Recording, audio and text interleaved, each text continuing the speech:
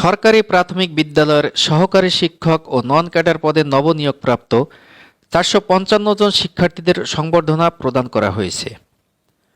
শনিবার বিকাল ৩:৩০টায় খুলনা জেলা শিল্পকলা একাডেমি মিলনায়তনে বিসিএস কনফিডেন্স খুলনা শাখা, সোনাডাঙ্গা শাখা ও দৌলতপুর শাখার যৌথ উদ্যোগে প্রতিষ্ঠানের ব্যবস্থাপনা পরিচালক লায়ন তাসলিমা গিয়াসের সভাপতিত্বে ও ২৮তম বিসিএস সাধারণ শিক্ষা ও ৩০তম বিসিএস তথ্য ক্যাডার এম কবির আহমেদের পরিচালনায় অনুষ্ঠানে স্বাগত বক্তব্য রাখেন ২৯তম বিসিএস সাধারণ শিক্ষা আবুল বাশার।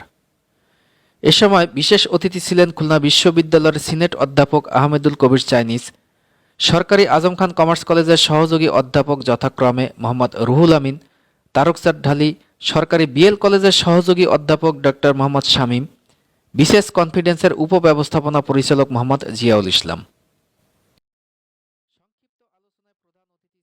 সভাপতি লায়ন তাসলিমা গিয়াস সংবর্ধিত শিক্ষার্থী ছাড়াও সকল শিক্ষার্থীদের উজ্জ্বল ভবিষ্যৎ ও উত্তরোত্তর সাফল্য কামনা করেন।